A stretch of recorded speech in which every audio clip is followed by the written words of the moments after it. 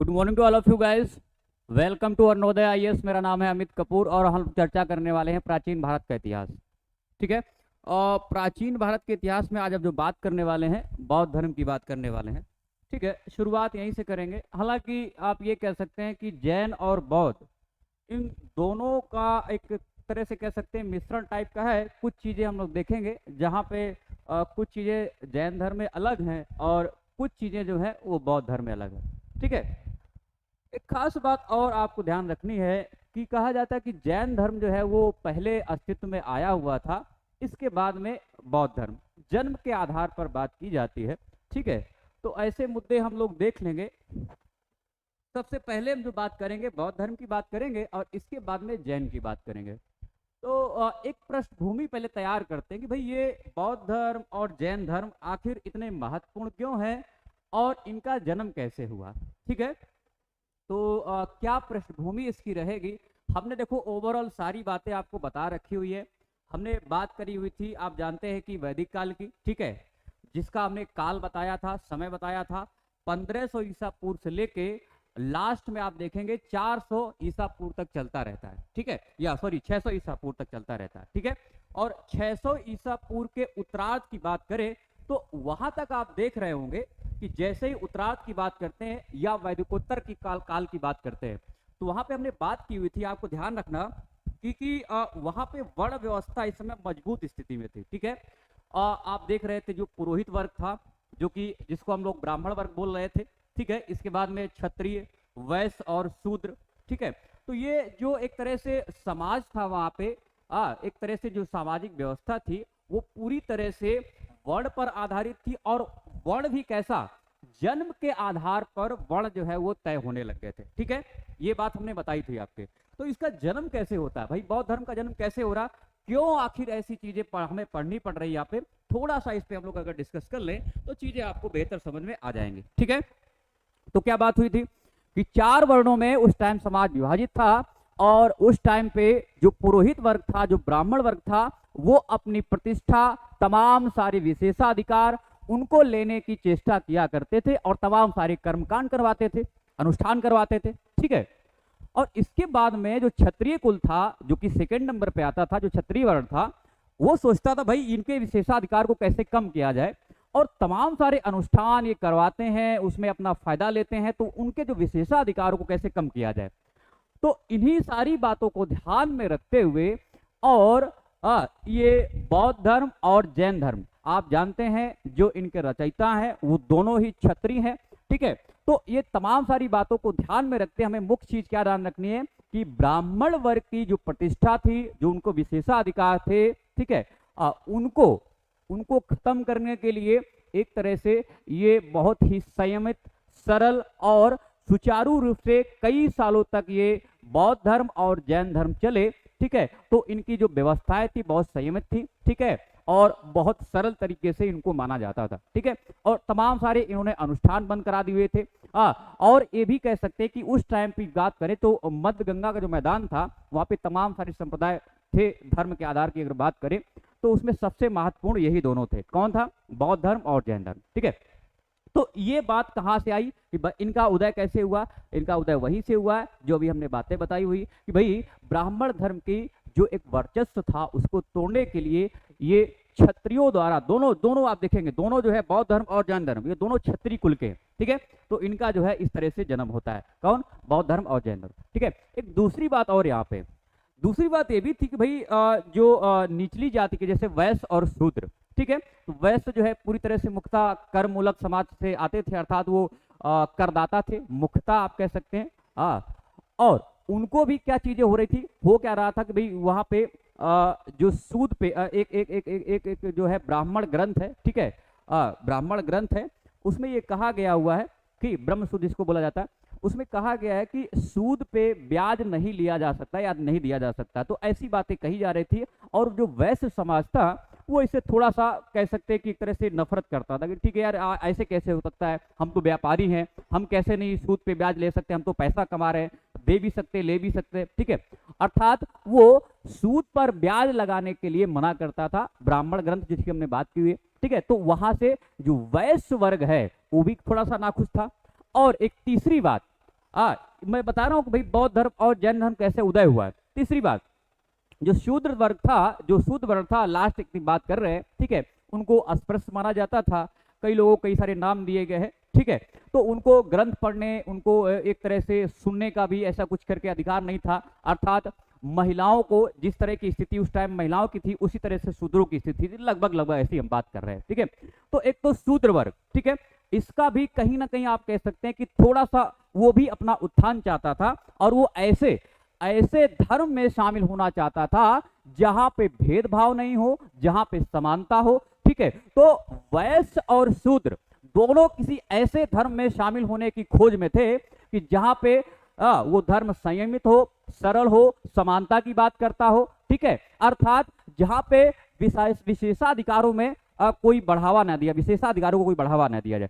तो वैश्य और शूद्र ऐसे ही धर्म का खोज कर रहे थे, और ऐसे धर्म आप जानते हैं बौद्ध धर्म और जैन धर्म है, ठीक है। बात समझ आ गई?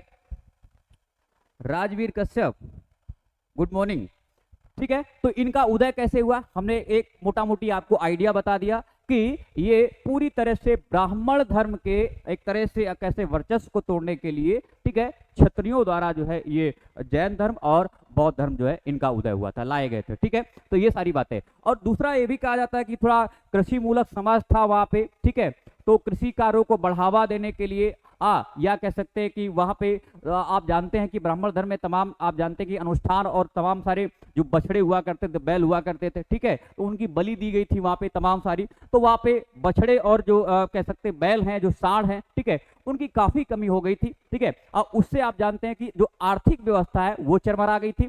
तो वहां से भी आर्थिक व्यवस्था जो चरमरा गई थी, जिसका आप जानते हैं वैश्य लोग उसको लीड करते थे, ठीक है, तो वो भी चाहते थे कि भाई ये जो बैल बछड़े हैं, जो अनुष्ठान होते हैं, ठीक है, इनको खत्म कर दिया जाए, एक सरल और संयमित जो है धर्म यहाँ पे आए, जिसको हम माने और जिससे अर्थव्यवस्था पूरी तरह से चलती रहे, ठीक है। तो ये 4-5 जो आपके मुद्दे हैं, ये एक तरह से आप कह सकते हैं इसकी शुरुआती तौर पर हम उदय देख सकते हैं, उत्कर्ष कैसे हो रहा है बौद्ध धर्म का और जैन धर्म का। बात समझ में आ गई होगी, ठीक है। फैक्चुअल डाटा हम लोग यहाँ से देखते हैं। सबसे पहले हम बात करेंगे बौद्ध धर्म की, ठीक है, ओवरऑल इसमें सारी बातें हो जाएंगी, ध्यान रखेंगे आप लोग, ठीक है। सबसे पहले आप जानते हैं इसके जो प्रवर्तक है, ये सब लोग पढ़ते हैं, लेकिन हम कुछ थोड़ा सा अलग आइडिया से इसको पढ़ाएंगे। आपके पास में फैक्चुअल डाटा भी रहेगा, फैक्ट भी रहेंगे, और आपके पास में जो यूपीएससी लाइक क्वेश्चन पूछे जाते हैं वो सारी चीजें यहाँ पे रहेंगी, ठीक है, सारी चीजें। सबसे पहले शुरुआत करते हैं हम। बौद्ध धर्म के प्रवर्तक सब जानते हैं महात्मा बुद्ध है, और इनका जन्म भी लोगों के जबान पे रटा रहता है। इनका जन्म कब हुआ है? 563 ईसा पूर्व में। एक बात और खास ध्यान रखना कि इनका जो जन्म हुआ है, ये तमाम सारी किताबों में 563 की बात करते हैं, ठीक है। कोई कहता है कि जैन धर्म पहले आया, कोई कहता है कि बौद्ध धर्म पहले आया, ठीक है। लेकिन अमूमन जो है विद्वान जो है इतिहास जो वेत्ता है, उनका मानना, जो इतिहासकार हैं उनका मानना है कि भाई जैन धर्म पहले आया है, कुछ ऐसे साक्ष्य मिले हुए, ठीक है। तो कंफ्यूज नहीं करना है एकदम से कि जैन पहले आया या बौद्ध। तो पहले जो है जैन ही आया हुआ है, जैन धर्म ही आया हुआ है, ठीक है। जन्म के आधार पर हम बात करते हैं, ठीक है। तो जन्म के आधार पर 563 ईसा पूर्व में नेपाल की तराई में स्थित कपिलवस्तु के समीप लंबनी नामक ग्राम के शाक क्षत्रिय कुल के राजा शुद्धोधन के यहाँ पे इनका जन्म होता है, ठीक है, इनका जन्म होता है। और कुछ कहा जाता है कि भाई एक थोड़ी सी कहानी यहाँ पे रहती है, एक बार पढ़ लेना जाके आप लोग।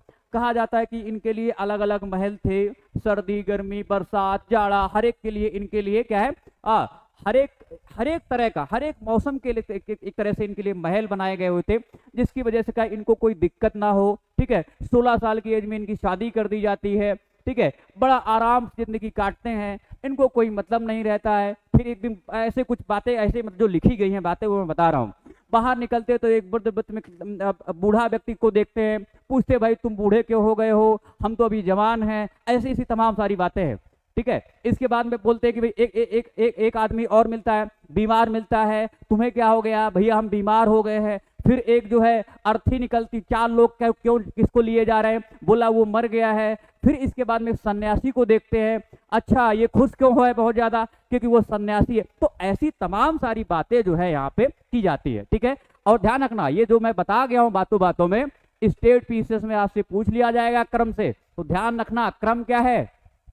क्रम क्या है, सबसे पहले एक वृद्ध व्यक्ति को देखते हैं, फिर इसके बाद में वो बीमार को देखते हैं, फिर इसके बाद में अर्थी, और इसके बाद में एक सन्यासी को देखते हैं। ठीक है, कुछ इस तरह से। तो ये सारी बातें बड़ा सुख सुविधा से रह रहे थे। ठीक है, कौन रह रहे थे, इनका नाम क्या है, ठीक है, महात्मा बुद्ध, सिद्धार्थ साहब। ठीक है, सिद्धार्थ साहब तो बड़े आराम से रह रहे थे। ठीक है, हमें कोई दिक्कत नहीं है। लेकिन जब वो हमने 4 घटनाएं बताई हुई हैं, इनका पूरा जीवन बदल जाता है और फिर वो रात को कहीं चले जाते हैं, उसको बोलते हैं हम लोग अभी आगे बात करने वाले। ठीक है, तो शाक क्षत्रिय कुल के राजा शुद्धोधन के यहाँ पे इनका जन्म होता है। बचपन का नाम सब लोग जानते हैं, सिद्धार्थ बड़ा अच्छा नाम है। और इनकी माता का नाम जो है ये महामाया है।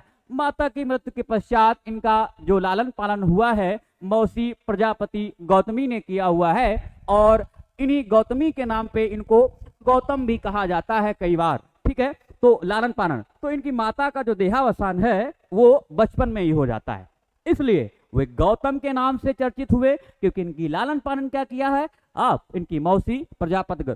16 साल की वे इनके विवाह हो जाता है। किससे होता है विवाह, यशोधरा नामक राजकुमारी से होता है। ठीक है, और जिससे 28 वर्ष की आयु में उनके पुत्र राहुल का जन्म होता है। ठीक है, तो कुछ इस तरह से बातें यहाँ पे की जा रही है। ठीक है, कुछ इस तरह से यहाँ पे बातें की जा रही है। ओके, आगे सांसारिक दुखों से द्रवित होकर दुखों से मुक्ति हेतु 29 वर्ष की आयु में सत्य की खोज के लिए उन्होंने गृह त्याग दिया, और इस घटना को बौद्ध धर्म में महाविनिष्क्रमण कहा जाता है। क्या कहा जाता है, महाविनिष्क्रमण कहा जाता है। ठीक है, क्यों ग्रह त्याग दिया हुआ था, ठीक है, ग्रह क्यों त्याग दिया था, हमने अभी जो बातें बताई आपको, बड़े सुख सुविधा से रह रहे थे, और इसके बाद में देखा एक बूढ़ा सन्यासी, एक बूढ़ा व्यक्ति, ठीक है, एक जर्जर अवस्था में, फिर इसके बाद में एक बीमार व्यक्ति बिलख रहा था। इसके बाद में हमने बताया था आपको कि भाई तीसरे नंबर पे क्या है, एक अर्थी ले जाते हुए 4 लोग। ठीक है, तो इस तरह से क्या किया उन्होंने, घर त्याग दिया अपना, और गृह त्याग के पश्चात सिद्धार्थ लगभग 6 वर्ष तक सत्य ज्ञान की खोज में यत्र तत्र भटकते रहे, और इस दौरान सबसे पहले वो वैशाली के समीप अलार कलाम सांख्य दर्शन के आचार्य थे, इनके आश्रम में गए, और लेकिन उन्हें कोई संतुष्टि प्राप्त नहीं हुई। 35 वर्ष की आयु में गया, जो कि बिहार में है, उर्वेला नामक स्थान पर पीपल वृक्ष के नीचे निरंजना अर्थात पुनपुन नदी के तट पर वैशाख पूर्णिमा की रात्रि को समाधित अवस्था में सिद्धार्थ को ज्ञान प्राप्त हुआ, और इसी दिन से वे महात्मा बुद्ध कहलाए। ठीक है, ये सब पढ़ते हैं, एक बार और देख लेना, क्योंकि ये ऑर्डर में इस तरह से है, और ऑर्डर में ही आपसे पूछा जा सकता है। ठीक है, आपके पास में सारे फैक्ट रहेंगे, सारे कॉन्सेप्ट भी रहेंगे यहाँ पे। ठीक है, तो कहाँ पे हुआ इनका ज्ञान प्राप्त, कहाँ पे हुआ है भाई, उर्वेला नामक स्थान पर पीपल वृक्ष के नीचे निरंजना नदी, जिसको हम लोग पुनपुन बोलते हैं, इसके तट पर वैशाख पूर्णिमा की रात्रि को समाधित अवस्था में सिद्धार्थ को ज्ञान प्राप्त होता है, और इस घटना के कारण गया को बोध गया के नाम से जाना जाने लगा। ठीक है, बोध गया से महात्मा बुद्ध सारनाथ में आए, जहां पर उन्होंने सर्वप्रथम 5 ब्राह्मण सन्यासियों को अपना प्रथम उपदेश दिया, और जिसे बौद्ध साहित्य में धर्म चक्र प्रवर्तन कहा जाता है। ठीक है, तो प्रथम उपदेश जो है ये कहाँ दे रहे हैं, सारनाथ वाराणसी वाला एरिया है। ठीक है, तो वहां पे प्रथम उपदेश दे रहे हैं, और जिसे बौद्ध साहित्य में धर्म चक्र प्रवर्तन कहा जाता है।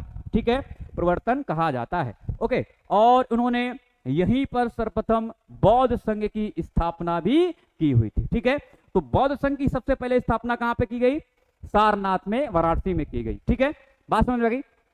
तो बोध गया में इन्होंने क्या किया है, अपना ज्ञान प्राप्त किया है, सारनाथ में प्रथम उपदेश दिया हुआ है। ठीक है, जिसको धर्म चक्र प्रवर्तन कहा गया है। ठीक है, चलो आगे देखते हैं, और यहीं पे ध्यान रखना, ये चीज ध्यान रखना, बौद्ध संघ की जो स्थापना है वो भी यहीं पे की गई सारनाथ में। ये पूछे जाने लायक है, क्योंकि कोई ऐसे लाइन पढ़ के निकल जाएंगे। ठीक है, तो ध्यान रखना, ये सारे के सारे फैक्ट हैं आपके पास में, सारे के सारे फैक्ट हैं। महात्मा बुद्ध ने तपस एवं मल्लिक नामक दो शूद्रों को बौद्ध धर्म का सर्वप्रथम अनुयायी बनाया हुआ था। इनके भी नाम याद रखना पीटी पॉइंट ऑफ व्यू से। ओके, चाहे वो यूपीएससी हो या फिर स्टेट पीसीएस की बात करें, ये दोनों जो है आप जो स्टेटमेंट में बता रहा हूं, जिसमें पॉइंट आउट कर रहा हूं, उसको खास ध्यान रखेंगे आप लोग। ठीक है, तपस और मल्लिक नामक दो शूद्रों को सबसे पहले उन्होंने अपना अनुयायी बनाया और उन्हें सर्वाधिक उपदेश श्रीवस्ती में दिए हैं मित्रों। ठीक है, कहां पे दिए हैं? श्रीवस्ती में दिए हुए। और मगध उनकी शिक्षाओं का प्रमुख प्रचार केंद्र था। तो मगध से, ठीक है, मगध से सबसे ज्यादा प्रचार हुआ है, मगध से बौद्ध धर्म का सबसे ज्यादा प्रचार हुआ है, लेकिन सर्वाधिक उपदेश जो दिए गए हैं, ठीक है, वो कहां पे? श्रीवस्ती में। पहला उपदेश कहां दिया गया? सारनाथ वाराणसी में। उनके अनुयायी शासकों में बिंबिसार जो कि मगध नरेश थे, प्रसेनजित जो कि कौशल के, और उदयन जो कि कौशाम्बी के नरेश थे का नाम उल्लेखनीय है।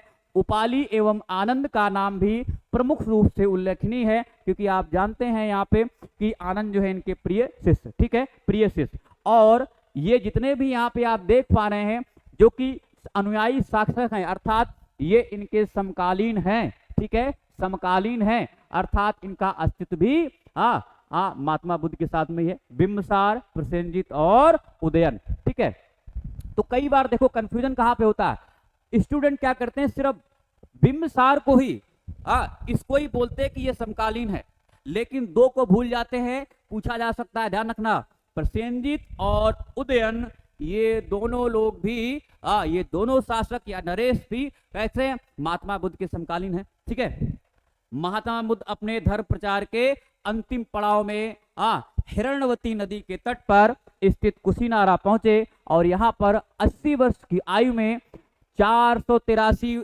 ईसा पूर्व में उन्होंने महापरिनिर्वाण प्राप्त किया। मृत्यु से पूर्व कुशीनारा के परिव्राजक सुबुद्ध को उन्होंने अपना अंतिम उपदेश दिया। ठीक है, बात समझ आ गई? कोई दिक्कत तो नहीं? ये केवल चिल्लर है, ये केवल चिल्लर, इस मैं बता रहा हूं कि केवल फैक्ट है, एक बार देख लो। अभी मैं और तमाम सारी इसमें बातें हैं, वो सारी की सारी बातें आपको एक ही क्लास में मिल जाएंगी। ठीक है, हो सकता है कल भी क्लास लगानी पड़े बौद्ध धर्म के बारे में, क्योंकि बड़ा लंबा चौड़ा इतिहास है इसका, तमाम सारे क्वेश्चंस बनते हैं इसमें। ठीक है, वो यूपीएससी में भी बनते हैं और स्टेट पीसीएस में भी बनते हैं, सारे के सारे कवर करने वाला हूं, ध्यान रखना, कल भी क्लास लग सकती है इसकी एक। ठीक है, तो महात्मा बुद्ध अपने धर्म प्रचार के अंतिम पड़ाव कहां पहुंचे थे? हिरण्यवती नदी के तट पर कुशीनारा पहुंचते हैं और यहीं पे उनको 483 ईसा पूर्व में महापरिनिर्वाण प्राप्त होता है, अर्थात ये इनकी मृत्यु हो जाती है वहां पे। उसी को क्या बोलते हैं? महापरिनिर्वाण। ठीक है, महापरिनिर्वाण बोलते हैं उसको। ओके, और एक चीज ध्यान रखना, निर्वाण जो है, निर्वाण किसको बोलते हैं? ज्ञान प्राप्ति को। कई लोग क्या करते, कंफ्यूज करता है, निर्वाण जो है ज्ञान प्राप्त होता है, जब पहली बार ज्ञान प्राप्त हो उसको बोलते हैं निर्वाण प्राप्त हुआ। जब उनकी डेथ हुई है उसको बोलते हैं महापरिनिर्वाण, महापरिनिर्वाण बोलते हैं। ठीक है, बात समझ आ गई? कंफ्यूज नहीं करना, पता लगे बोलते अच्छा निर्वाण का मतलब क्या होता है, महापरिनिर्वाण का मतलब। ठीक है, बौद्ध धर्म के सिद्धांत, महात्मा बुद्ध ने अपने सिद्धांतों का प्रचार मौखिक रूप से ही किया हुआ है और इनकी मृत्यु के पश्चात उनके निकटतम शिष्यों द्वारा उनके वचनों और उपदेशों का संकलन त्रिपिटक के रूप में किया गया है। ठीक है, और ध्यान रखना, ये जो त्रिपिटक है इनकी जो भाषा है, ठीक है, इनकी जो लैंग्वेज है वो क्या है? पाली है। ठीक है, अर्थात क्षेत्रीय भाषा है, पाली है। ओके, क्यों इन्होंने संस्कृत को नहीं अपनाया? अरे भैया, ये जो बौद्ध धर्म और जैन धर्म का जो जन्म हुआ है वो ब्राह्मण वर्ग के वर्चस्व को, उनके विशेषाधिकार को खत्म करने के लिए तो हुआ था। ठीक है, और संस्कृत किसकी भाषा है? ब्राह्मणों की भाषा। ठीक है, तो इनके जो भी यहाँ पे त्रिपिटक लिखे गए हैं, जो संकलन किया गया है, वो किसके में है? पाली भाषा में है। ठीक है, इसी वजह से संस्कृत में इनका लिखावट नहीं है। ठीक है, संकलन नहीं है। तो एक बात क्या निकल के आई यहाँ पे? सबसे पहली बात कि महात्मा बुद्ध ने कोई भी उपदेश लिखा नहीं है। ठीक है, क्या मौखिक रूप से बोला हुआ है, और जो इनके अनुयायी थे, ठीक है, यहाँ पे, ठीक है, जो इनके अनुयायी थे, जो इनके शिष्य थे, इन्होंने इस त्रिपिटक में इनके सारे उपदेशों और वचनों का, ठीक है, 4 आर्य सत्य, ठीक है, उनसे पूछा जाता था कि भाई बताइए दुख से निवारण कैसे किया जाए, ठीक है। तमाम सारे हमारे पास में दुख आते हैं, ठीक है, तमाम सारे ऐसे दुख लगे रहते हैं, उनका निवारण कैसे। तो उन्होंने बताया कि देखो निवारण के लिए सबसे अच्छा तरीका है, हमारे कुछ आर सत्व हैं और उनकी संख्या 4 है। अगर आप उन 4 आर सत्वों पे काम करेंगे तो आपको आप कह सकते हैं निर्वाण प्राप्त कर सकते हैं, ठीक है, और जीवन और मरण के बंधन से मुक्ति पा सकते हैं, ठीक है। कौन कह रहा है? ये महात्मा बुद्ध कह रहे हैं इस तरह का, मैं नहीं बोल रहा हूं। वो कहते हैं, किसी ने पूछा होगा कि बताइए महाराज या गुरु जी, ये बताइए कि भाई कैसे हम जीवन मरण के बंधन से मुक्ति पाए। बोलते हमारे 4 आर्य सत्य देख लो। कौन कौन से हैं वो 4 आर्य सत्य? वो कहते हैं विश्व दुखमय है, तृष्णा दुख के मूल में है, और तृष्णा पर विजय ही दुख निरोध है, अष्टांगिक मार्ग दुख निरोध गामिनी प्रतिपदा है, ठीक है। कुछ इस तरह से वो बताते हैं, कह रहे हैं कि विश्व जो है दुखमय है, तृष्णा दुख के मूल में है, ठीक है, तृष्णा पर विजय ही दुख निरोध है। अर्थात तृष्णा आप कह सकते हैं एक तरह से लालच टाइप का, ठीक है, एक तरह से ईर्ष्या लालच टाइप का। अगर आपने इस पे विजय पा ली तो क्या हो जाएगा? दुख निरोध हो जाएगा, अर्थात आपके सारे दुख खत्म हो जाएंगे, ठीक है। और अगर आपको ज्ञान प्राप्त करना है या जीवन मरण के बंधन से मुक्ति पानी है तो क्या करना पड़ेगा? अष्टांगिक मार्ग पर क्या करने पड़ेगा? अष्टांगिक मार्ग पर चलना पड़ेगा, ठीक है। अब एक बार देख लेते हैं अष्टांगिक मार्ग क्या क्या है, ठीक है। अष्टांगिक मार्ग की हम लोग बात करने वाले हैं, ओके। कुछ इस तरह से, सबसे पहला सम्यक दृष्टि। वो कहते हैं 4 आर्य सत्य में विश्वास करना, सम्यक दृष्टि, सम्यक संकल्प, मानसिक और नैतिक विकास की प्रतिज्ञा करना, ठीक है, और सम्यक वाक, हानिकारक बातें और झूठ ना बोलना, सम्यक कर्म करना, हानिकारक कर्म ना करना, और सम्यक जीविका, कोई भी स्पष्टता या अस्पष्टता, हानिकारक व्यापार ना करना, और सम्यक व्यायाम, अपने आप सुधरने की कोशिश करना, ठीक है।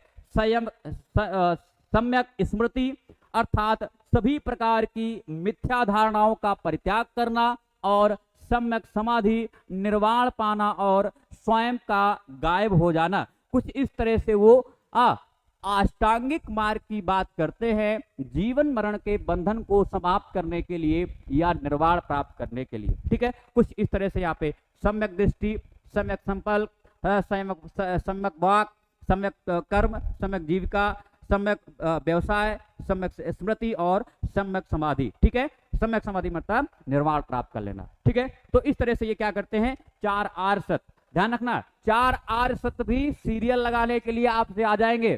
तो विश्व दुखमय है, तृष्णा दुख के मूल में है, तृष्णा पर विजय ही दुख निरोध है, अष्टांगिक मार्ग दुख निरोध गामिनी प्रतिपदा है, ठीक है। तो इस तरह से ये 4 आर्य सत्य दिए गए हैं और अष्टांगिक मार्ग की हमने बात कर ली हुई है, ठीक है। आगे कुछ चलते हैं, बातें करते करते बौद्ध संगीति की हम लोग बात करने वाले हैं, ठीक है। बौद्ध संगीति की बात करने वाले हैं और इसके बाद में कुछ चीजें और हम लोग डिस्कस करेंगे।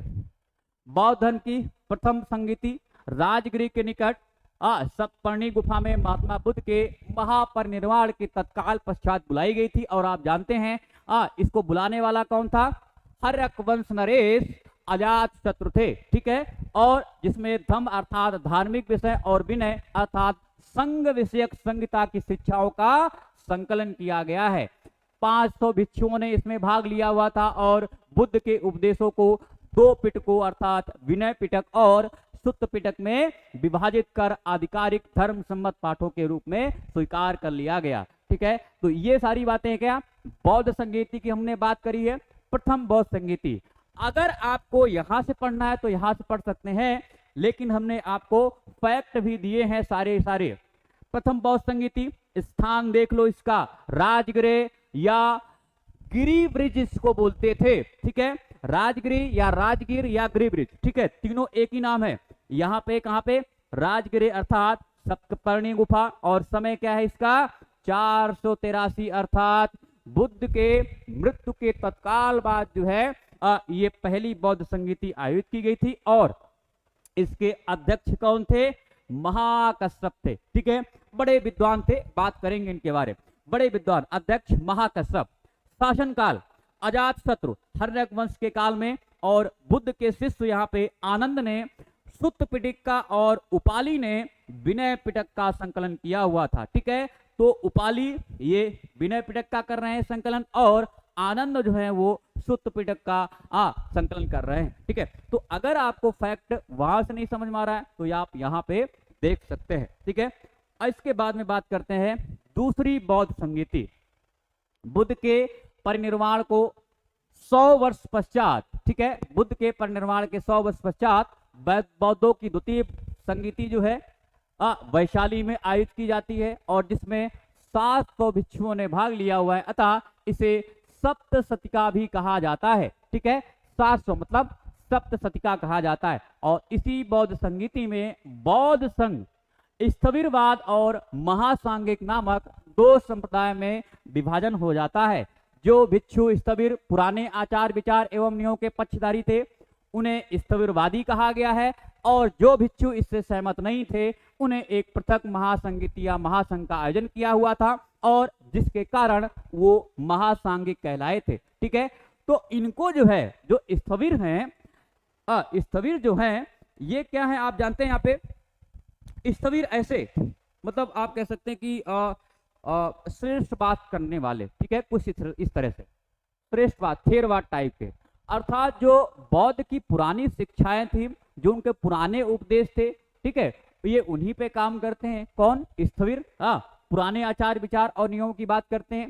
ठीक है, और ये भी कहा जाता है कि बाद में अगर हम देखेंगे अगली बौद्ध संगीति की बात करेंगे तो यहाँ पे स्थविर जो है ये हीनयान कहलाने लगता है, और महासांगिक जो है ये महायान कहलाने लगते हैं। और इसमें भी थोड़ा सा अंतर ये हो जाता है, स्थविर जो लोग हैं वो अभी भी बौद्ध को एक मनुष्य के तौर पर, या कह सकते हैं कि सॉरी एक जो है देवता के तौर पर नहीं मानते हैं। ठीक है, और उनकी कोई मूर्ति भी निर्माण नहीं करते हैं, मतलब ऐसे ही जो है ऐसे ही उनका विचरण करते हैं, ध्यान करते हैं। लेकिन जो कि महायान होंगे या आगे चलकर, जो कि महायान होंगे आगे चलकर, जिन्हों अभी हम लोग महासांगिक कह रहे हैं, ठीक है, ये बुद्ध की प्रतिमा बनाते हैं, उसकी पूजा करना स्टार्ट कर देते हैं। और इनका मानना क्या है? महायानों का मानना ये है कि भाई हम अकेले जो है महापरिनिर्वाण नहीं प्राप्त कर सकते हैं, निर्वाण प्राप्त नहीं कर सकते हैं, ज्ञान प्राप्त नहीं कर सकते, सॉरी निर्वाण प्राप्त नहीं कर सकते, मतलब ज्ञान नहीं प्राप्त कर सकते। ठीक है, तो क्या किया जाए कि सब लोगों को हेल्प की जाए। ठीक है, लेकिन जो स्थविरवाद है या जिनको स्थविरवादी कहा जाता है, जो स्थविरवादी कहा जाता है, इनका मानना है कि मनुष्य जो है अपने निर्वाण के लिए खुद ही खोज के लिए खुद ब खुद खोज के लिए, स्वयं खोज के लिए निकले और निर्वाण प्राप्त करे, मतलब कोई सहायता नहीं। तो यहाँ पे अंतर बस यही होता है, स्थविरवादी कहते हैं कि मनुष्य अपने ज्ञान की या निर्वाण के लिए खुद भी खोज सकता है, खुद खोज कर सकता है। लेकिन महासांगिक जो हैं, जिनको महायान बोला जाता है, ये कहते हैं कि नहीं, हमें क्या है, मिलजुल कर रहना है और लोगों की सहायता करनी है। अर्थात अगर किसी को ज्ञान प्राप्त नहीं हो रहा है तो, या निर्वाण प्राप्त नहीं हो रहा है तो हमें क्या करनी चाहिए? सहायता करनी चाहिए। और सहायता करने के साथ साथ क्या करते हैं, बुद्ध की प्रतिमाओं का स्थापना करते हैं, उसकी पूजा भी स्टार्ट कर देते हैं। एक और शाखा की हम बात करने वाले हैं, बाद में बात करेंगे, वज्रयान शाखा। अर्थात ये वज्रयान जो शाखा है, ये आप कह सकते हैं कि लगभग 12वीं शताब्दी के बाद में इसका उदय होता है, और वहां पे बौद्ध धर्म में तमाम सारे तांत्रिक तंत्रयान मंत्रयान जो हैं, ऐसी वहां पे तमाम सारी आप कह सकते हैं कि जो विचारधाराएं पनपने लगती हैं, तो वो शाखा जो है वो क्या बोलते हैं उसको, वो शाखा जो है वज्रयान कहलाने लगती है। कब की बात हो रही है? 1200-1300 ईस्वी की तब। ठीक है, तो एक और शाखा वहां पे पनपती है। अब एक और शाखा जो है, अभी जब हम बात करें तो अंबेडकर साहब ने निकाली थी, एक तरह से इसमें नवयान शाखा, इस तरह से नया बौद्ध धर्म, अर्थात उसमें कुछ चीजें बताई गई हैं। ठीक है, तो इसमें शाखाएं तो तमाम सारी हैं, लेकिन हमें मुख्यतः कौन सी पढ़नी है?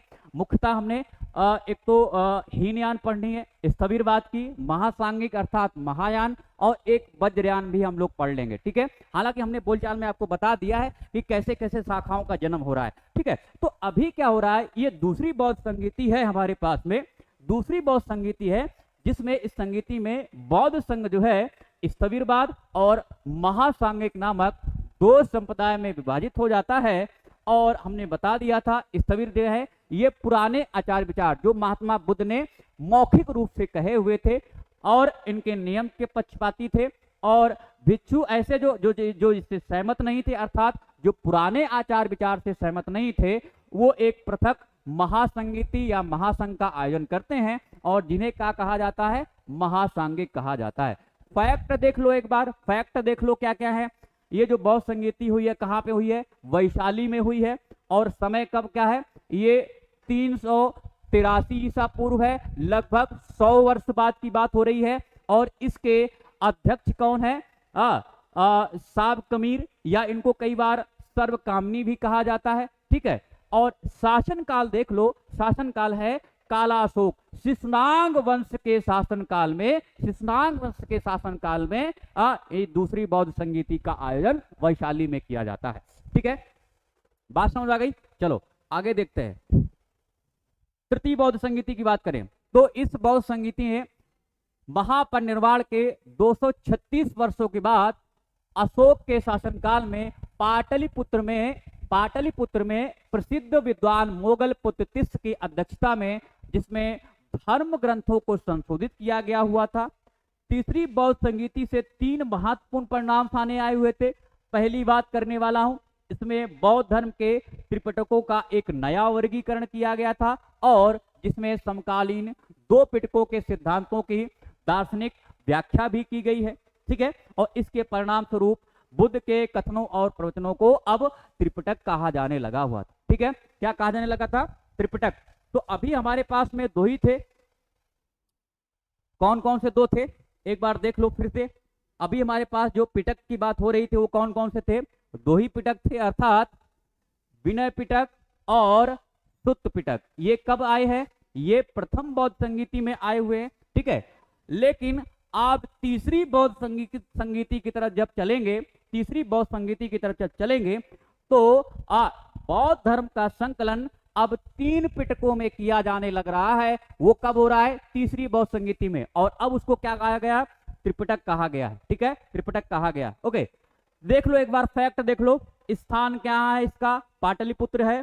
समय देख पा रहे हैं आप, ये 251 ईसा पूर्व है। और अध्यक्ष जो है इसके, जो कि ऑर्गेनाइजर हैं एक तरह से, वो कौन है, मोगल पुत्र तिस्स हैं, बड़े विद्वान हैं। और ये शासनकाल किसका है, मौर्य वंश अर्थात अशोक का शासनकाल है इस समय, ठीक है। तो तीसरी बौद्ध संगीति जो कि पाटलिपुत्र में हुई है, अध्यक्ष इसके मुगल पुत्र तिस्स हैं और शासनकाल है अशोक का, अर्थात मौर्य वंश के शासनकाल में तीसरी बौद्ध संगीति का आयोजन हुआ है, ठीक है। इसमें तमाम सारे मित्रों सुधार किए गए हैं, एक एक करके हम देखेंगे तमाम सारे सुधार क्या क्या। दूसरा जो सुधार किया गया, धर्म वैधानिक साहित्य को व्यवस्थित किया गया, निश्चित तथा प्रमाणिक रूप से इस प्रकार व्यवस्थित किया गया कि सभी विघटनकारी प्रवृत्तियों को रोका जा सके और संघ में मतभेद एवं विभाजन के लिए उत्तरदायी तत्वों को दंडित किया जा सके।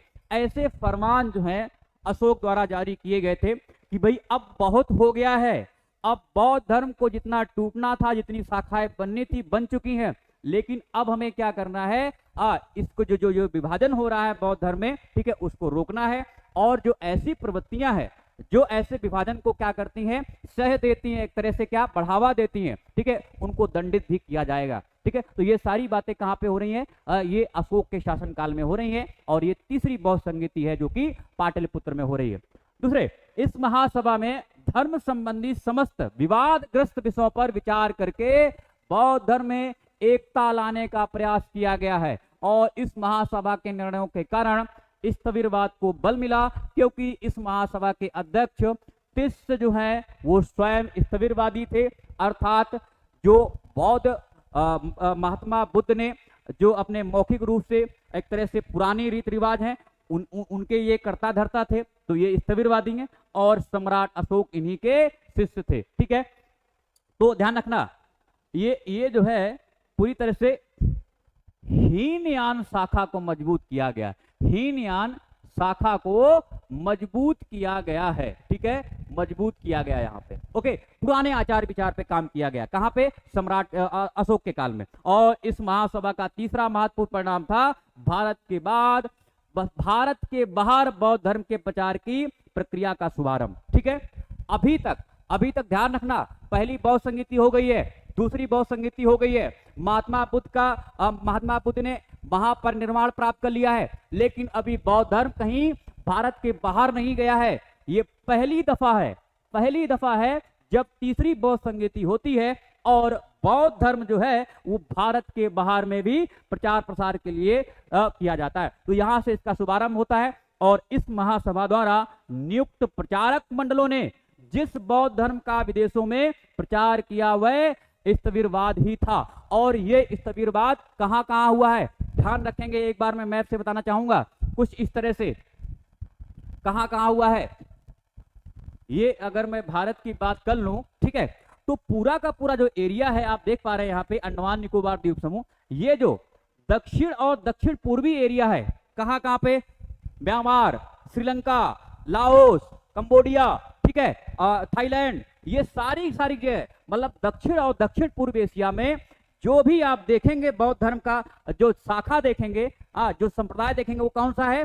स्थविरवाद रहेगा, अर्थात हीनयान रहेगा। ठीक है, अर्थात जो दक्षिण और दक्षिण पूर्व एशिया में बौद्ध धर्म का प्रचार हुआ है वो हीनयान की शाखा के आधार पर हुआ है। और आप भी आज भी यहाँ पे विद्यमान है इस तरह का। ठीक है, महायान शाखा वहां नहीं गई है।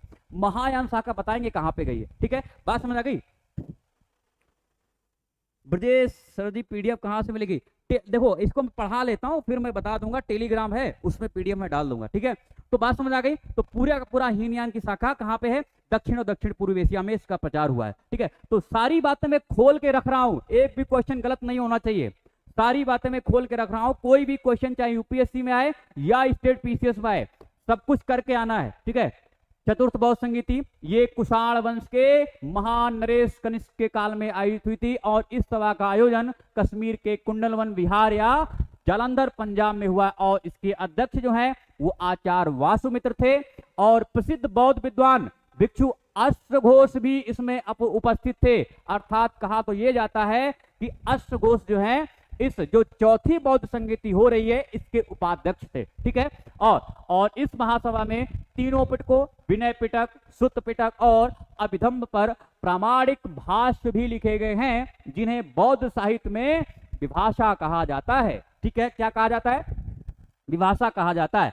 परंतु इस चतुर्थ और अंतिम बौद्ध संगीति का सर्वाधिक महत्वपूर्ण परिणाम बौद्ध धर्म का दो पृथक संप्रदायों अर्थात हीनयान और महायान के रूप में विभाजन हो जाना है। अब आप समझो बात क्या हो रही है। दूसरी बौद्ध संगीति में स्थविरवाद और महासांगिक अर्थात स्थविरवाद और महासांगिक दो डिवीजन हुए थे, लेकिन तीसरी बौद्ध संगीति जो कि अशोक काल में हुई है, होने तो ये हीनयान और महायान उसी में चाहिए थे तीसरी बौद्ध संगीति में, लेकिन आप देख पा रहे थे वहां पे कि अशोक ने सीधे तौर पर कहा था कि अगर विभाजन हुआ और विभाजनकारी शक्तियों ने अगर इसको बढ़ावा दिया तो हम उसको दंडित करने वाले हैं। तो इसी वजह से जो दूसरी बौद्ध संगीति में स्थविरवाद और महासांगिक का निर्माण हुआ था, दो शाखाएं बनी थी, वो हीनयान और महायान तीसरी बौद्ध संगीति में इसी वजह से नहीं हो पाई क्योंकि अशोक ने दंडित करने का प्रावधान कर दिया हुआ था कि अगर अब यहां पे विभाजन हुआ तो हम दंडित करने वाले हैं। तो अब अशोक तो रहते नहीं हैं, कनिष्क आते हैं। और कनिष्क जो है अब इस समय महायान शाखा को उभारेंगे। ठीक है, जिस तरह से तीसरी बौद्ध संगीति में अशोक ने हीनयान शाखा को उभारा था, उसी तरह से यहाँ पे कुषाण वंश के महान नरेश कनिष्क जो है महायान शाखा को आगे ले जाएंगे, उभारेंगे। ठीक है, और यहाँ पे डिवीजन भी साफ साफ आपको दिख जा रहा है। ठीक है, बात समझ आ गई? विवेकानंद झा, प्रणाम सर जी, कैसे हो सर? मैं बढ़िया हूं। चलो बात समझ आ गई? तो यहाँ पे क्या डिवीजन हो रहा है? कनिष्क के काल में, कनिष्क के काल में। और महायान ने बुद्ध के लोकोक्तर एवं अमानव रूप में कल्पना कर मूर्तियों के रूप में उनकी पूजा भी प्रारंभ कर दी। ठीक है, तो महायान शाखा जो है इसका उभार कहां से देखने को मिलता है? चौथी बौद्ध संगीति कनिष्क के काल में। अब जो है महात्मा बुद्ध को अमानव माना गया है, देवता माना गया है, अर्थात इसकी देवता के रूप में मूर्तियां बनाकर इनकी पूजा की जाने लगेगी। और ये जो है बहुत व्यवस्था आज भी मिलती जुलती है। कुछ हैं जहां पे हमने बताया हुआ, जैसे श्रीलंका चले जाएंगे, अभी कंबोडिया, म्यांमार चले जाएंगे, तो वहां पे तो अभी हीनयान शाखा ही है, वहां पे हीनयान शाखा है, ठीक है। लेकिन और अगर जाएंगे इंडोनेशिया तो वहां पे थोड़ा सा कह सकते हैं कि महायान शाखा देखने को मिलेगी, ठीक है। तो अभी भी हीनयान महायान शाखाएं अभी भी विद्यमान है।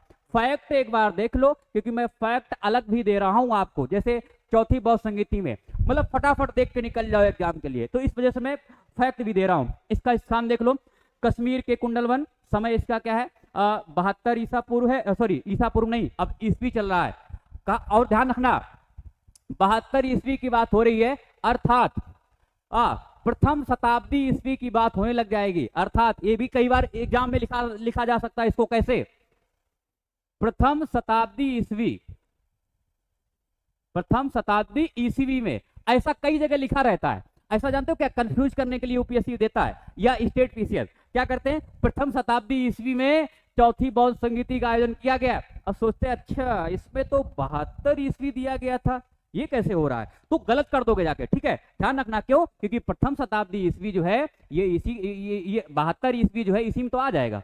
72 ईस्वी क्या, इसी में तो आ जाएगा। प्रथम शताब्दी की बात कर रही है, पिछले 100 साल की बात कर रही है, शुरुआती 100 साल की बात हो रही है, तो अभी तक क्या है 72 साल तो हुए, अभी 100 का आप, तो प्रथम शताब्दी ईस्वी, ठीक है। बात समझ आ गई, हाँ चलो ये कंफ्यूजन दूर हो गया। अध्यक्ष की बात करें, वासुमित्र उपाध्यक्ष, इसके अध्यक्ष जो थे वो क्या वासुमित्र थे, और उपाध्यक्ष जो है ये अश्वघोष थे। शासन काल देख लीजिए, कनिष्क कुषाण वंश के काल में हुआ। तो चारों बौद्ध संगीति की हमने चर्चाएं कर ली हुई हैं, ठीक है। कुछ बातें और हीनयान तथा महायान में अंतर भी समझ लेते हैं। यहाँ पे जो लोग नए व्यूअर हैं, जो अभी अभी जुड़ रहे हैं, बौद्ध धर्म का सुधारवादी संप्रदाय महायान कहलाया। इसमें परोपकार पर बल दिया गया और सबके लिए ये सुलभ था, जबकि हीनयान कठिन और केवल भिक्षुओं के लिए था। महायान आत्मा और पुनर्जन्म में विश्वास करता था। एक चीज खास ध्यान रखना, पुनर्जन्म और आत्मा में विश्वास करता था। कई लोगों को कंफ्यूज रहता है कि एक तो ये ईश्वरीय शक्ति तो को मानते नहीं थे, जब ईश्वरीय शक्ति को मान नहीं रहे हैं तो पुनर्जन्म और आत्मा के विश्वास कैसे कर पा रहे हैं, ठीक है। तो वहां पे ध्यान रखना, भिक्षुओं से ये बात होती थी कि भाई देखो क्या है, यहाँ पे एक खास बात कहा जाता था कि अगर भिक्षु जब अपना भिक्षा मांगने जाते थे तो वो क्या कहते थे जानते हो, वो क्या कहते थे कि अगर आप हमको भिक्षा देंगे तो आप अगले जन्म में बहुत अच्छे कर्म करेंगे, आपका अगला जन्म बहुत अच्छा होगा। तो वहां से अनुमान लगाया जाता है कि वो पुनर्जन्म और आत्मा पर विश्वास करते थे, ठीक है, पुनर्जन्म और आत्मा। लेकिन ईश्वरीय शक्ति को नहीं मानते थे, ध्यान रखना, ठीक है, ईश्वरीय शक्ति को नहीं मानते थे। पुराणों को भी नहीं मानते थे वो, ठीक है, पुराणों पे भी विश्वास नहीं करते थे। जितने भी पुराण हैं उन पे कोई विश्वास नहीं था उनका, ठीक है, और ईश्वरीय शक्ति पर विश्वास नहीं था उनका। लेकिन आत्मा और पुनर्जन्म पर उनका पूरी तरह से विश्वास था। तथा मूर्ति पूजा में विश्वास करते थे ये लोग, जबकि हीनयान जो है मूर्ति पूजा तथा भक्ति में विश्वास नहीं करते थे। हमने बताई हुई है चीजें आपको। महायान का आदर्श बोधिसत्व है, जबकि हीनयान का आदर्श अरहत पद का प्राप्त करना है। जो व्यक्ति अपनी साधना से निर्माण प्राप्त करते हैं उन्हें अरहत कहा जाता है। और बोधिसत्व का मतलब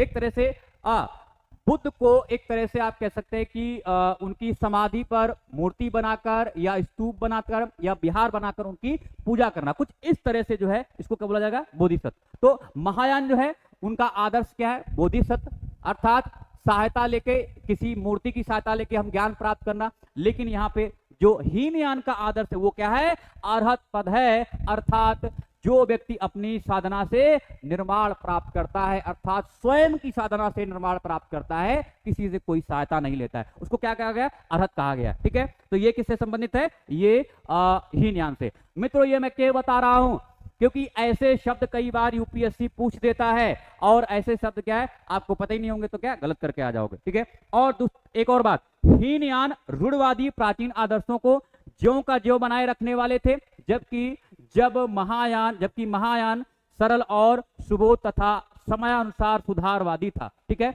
तो इस तरह से हमने क्या देखा, हीनयान और महायान। ठीक है, सारे अंतर हमने लगभग लगभग यहाँ पे देख लिए हैं। ठीक है, सारे अंतर हमने लगभग लगभग देख लिए। बौद्ध धर्म के त्रिरत्न बुद्ध, धम्म और संघ, ठीक है, ये इनके त्रिरत्न है। और प्रमुख बौद्ध विद्वान की बात कर लें या दार्शनिक की बात कर लें तो ये अश्वघोष हैं, जो कि अश्वघोष आप जानते हैं कनिष्क के काल की बात हो रही है। अश्वघोष आप जानते हैं कि चौथी बौद्ध संगीति में ये उपाध्यक्ष भी थे कनिष्क के काल में। ठीक है, तो अश्वघोष की बात करते हैं। कनिष्क के समकालीन एक प्रतिभा संपन्न कवि, नाटककार, संगीतकार, विद्वान एवं तर्कशास्त्री। उन्होंने भगवान बुद्ध के जीवन चरित्र का वर्णन करने वाले प्रथम ग्रंथ बुद्ध चरित्र की एक महाकाव्य के रूप में रचना की हुई है। ठीक है, तो ये बुद्ध के जीवन चरित्र का वर्णन करने वाला प्रथम ग्रंथ कौन सा है, बुद्ध चरित्र, और जिसकी रचना अश्वघोष ने की हुई है।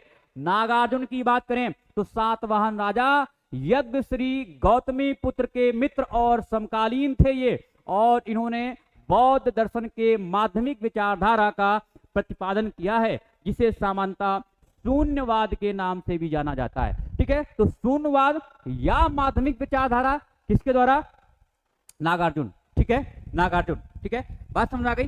तो ये सारी चीजें, और एक खास बात, माध्यमिक विचारधारा को लेकर काफी लोग कंफ्यूज रहता है। माध्यमिक विचारधारा जो है जैन धर्म में नहीं अपनाई गई, वहां पे एक आइडियल स्थिति बनी हुई है, लेकिन बौद्ध धर्म में माध्यमिक विचारधारा अपनाई गई। इसको भी थोड़ा समझ लो, क्योंकि मध्यम मार्ग पर चलने वाला बौद्ध धर्म ऐसे कई बार आता है। ठीक है, ये मध्यम मार्गी है बौद्ध धर्म, ऐसे स्टेटमेंट आ जाता है। मध्यम मार्ग का मतलब क्या हो सकता है, जैसे कि आप पूरी तरह से विलासता, भोग विलास की चीजों पर ना लिप्त रहे, बहुत ज्यादा चीजें इकट्ठा ना करें। ठीक है, अर्थात आपका जीवन सरल हो, आप उतना ही कंज्यूम करें जितनी आपको जरूरत हो। ठीक है, आप बहुत ज्यादा कोई उपवास नहीं करें। जैसे जैन की जब हम बात करेंगे तो वहां पे जो महावीर स्वामी ने किया हुआ है, जैसे कि वो समाधि के आधार पर, ऐसे समाधि के आधार पर क्या है, अपना जीवन त्याग देते हैं, अर्थात पूरी तरह से उपवास करके। तो जो बौद्ध धर्म है, यहाँ पे आप देखेंगे कि माध्यमिक मार्ग को अपनाया गया। ना तो आपको बहुत ज्यादा विलासतापूर्ण जीवन जीना है, और ना ही एकदम भूखे रहना कि अब तो मर ही जाएंगे, ठीक है, या डेथ ही हो जाएगी। तो मध्यम मार्गी, अर्थात उतना ही आप प्रयोग करें जितना शरीर चलाने के लिए काफी है। तो ये कैसे हैं, मध्यम मार्गी विचारधारा पर काम करते हैं। तो ये बौद्ध धर्म कैसा, मध्यम मार्गी है। बात समझ आ गई। मुकेश सुपर क्लासेस, नमस्ते सर, नमस्ते नमस्ते। ठीक है, नागार्जुन, तो ये यहाँ पे ये विद्वान है। मध्यम मार्गी समझ में आ गया, कोई दिक्कत तो थी नहीं उसमें। असंग और वासुबंधु ये दोनों भाई थे, और प्रथम शताब्दी ईस्वी के पंजाब के प्रसिद्ध बौद्ध भिक्षु थे। असंग अपने गुरु मैत्रेय नाथ द्वारा स्थापित योगाचार और विज्ञानवाद संप्रदाय के अत्यंत महत्वपूर्ण आचार्य थे, और जबकि वसुबंधु की महानतम कृति जो है अभिधम्म कोश को अभी तक बौद्ध धर्म का एक महत्वपूर्ण विश्वकोश माना जाता है। तो वसुबंधु ने अभिधम्म कोश, इसका निर्माण किया हुआ है। ठीक है, और ये जो असंग है ये भी एक तरह से बौद्ध अनुयायी हैं। बुद्ध घोष ये 5वीं शताब्दी ईस्वी के महान पाली विद्वान थे, और इनके द्वारा लिखित टीकाएं त्रिपिटक की कुंजी मानी जाती हैं। बुद्ध पालित और भाव विवेक 5वीं शताब्दी में नागार्जुन द्वारा प्रतिपादित शून्यवाद के महत्वपूर्ण भाष्यकार हैं। और इसके बाद में दिगनाग, ये 5वीं शताब्दी के अंतिम महान बुद्धिजीवी व्यक्ति दिगनाग बौद्ध धर्म में तर्कशास्त्र के प्रवर्तक के रूप में सुविख्यात हैं, और इन्होंने मध्यकालीन न्याय के जन्म के रूप में जाना जाता है। मध्यकालीन न्याय के जनक के रूप में जाना जाता है। कालांतर में वसुबंधु की शानदार परंपरा चंद्रकीर्ति, स्थिरमती और कनिष्ठ धम्मपाल द्वारा जीवित रखी गई। अब इसको बताने का मतलब क्या था हमारा, ये बताने का मतलब क्या था, देखो ये बौद्ध विद्वान है, आपसे सीरियल में पूछ दिया जाएगा, ठीक है, सीरीज में लगाने के लिए कि भाई बताओ इसमें कौन से बौद्ध विद्वान हैं, कौन से बौद्ध विद्वान नहीं है। तो अश्वघोष बौद्ध विद्वान, नागार्जुन बौद्ध विद्वान, इसके बाद में असंग बौद्ध विद्वान, वसुबंधु बौद्ध विद्वान, और वसुबंधु की किताब भी ध्यान रखना अभिधम्म कोश जो कि बौद्ध धर्म से संबंधित है। बुद्ध घोष बौद्ध विद्वान, बुद्ध पालित और भाव विवेक बौद्ध विद्वान, और इसके बाद में दिगनाग, ये भी क्या है, बौद्ध विद्वान है। ठीक है, बात समझ आ गई। तो ये सारे बौद्ध विद्वान थे, इनको आपका क्या करेगा, क्या किया जाएगा, एक तरह से दे दिया जाएगा इसमें बौद्ध विद्वान कौन से नहीं हैं या कौन से हैं। ठीक है, तो आप ध्यान रखो ये सारे सभी के हैं। ठीक है, आगे चलकर शून्यवाद के सिद्धांत की आर्यदेव, शांतिदेव और शांति रक्षित एवं कमलशील जैसे प्रतिष्ठित दार्शनिक विद्वानों ने व्याख्या की हुई है। अर्थात ध्यान रखना, अर्थात ध्यान क्या रखोगे कि आर्यदेव, शांतिदेव, शांति रक्षित और कमलशील, ये भी क्या है, ये भी बौद्ध धर्म से संबंधित विद्वान है। ठीक है, और आगे देख लो, धर्म कीर्ति 7वीं शताब्दी ईस्वी के एक अन्य महान बौद्ध न्यायिक थे और ये एक सूक्ष्म दार्शनिक चिंतक तथा भाषा वैज्ञानिक थे। अर्थात धर्म कीर्ति भी बौद्ध धर्म से संबंधित विद्वान है। तो तमाम सारे लगभग हमने कितने 8-10 के करीब तो कर ही दिए होंगे, या 10 के करीब, इन सारे विद्वानों के नाम याद रखना, बस हो सकता है आपसे पूछ दे इस तरह के। ठीक है, ये सारे विद्वानों के नाम याद रखना। ओके, अब मित्रों जो हमें और भी चीजें पढ़नी है इसमें एक एक करके हम पढ़ेंगे। अभी ये पूरा नहीं हुआ है, कल एक क्लास मुझे और लेनी पड़ेगी। तो कल एक क्लास है, उसके आधार पर हम चीजें देखेंगे। महात्मा बुद्ध का सीधे सीधे तौर पर जीवन परिचय, ये वनडे एग्जाम वालों के लिए भी है, यूपीएससी वालों के लिए है और स्टेट पीसीएस, सबके लिए महत्वपूर्ण है। ठीक है, सबके लिए महत्वपूर्ण है। तो बुद्ध से संबंधित घटनाओं की बात हमने करने वाले हैं। ठीक है, तमाम सारी बातें यहाँ पे हम कल करने वाले हैं, जो आपको आपके दिमाग में चल भी रही होंगी कि सर ने ये नहीं बताया है, अच्छा ये भी नहीं बताया क्या, अच्छा हाँ वो तो छोड़ ही दिया है। तो सारी चीजें हम बताने वाले हैं कल। अभी तमाम सारा हमारे पास में मटेरियल है, तो ये जो है कल तक अभी चलेगा। कल एक क्लास इसमें और लूंगा और इसके बाद में जो है ये क्लास खत्म होगी। तो परसों जो है हम जैन धर्म की शुरुआत करने वाले हैं, क्योंकि इस बार जो है जैन से भी क्वेश्चन पूछा है और बड़ा ही टिपिकल क्वेश्चन पूछा है। अगर मैं जब पढ़ाऊंगा आपको तो सारे टिपिकल क्वेश्चन उसी में आ जाएंगे, कहीं से उससे बाहर नहीं आने वाला, इतना आप याद रख लो। ठीक है, तो कल मिलते हैं, टेक केयर, बाय बाय। ठीक है, कल हमारी क्लास जो है थोड़ा जल्दी होगी।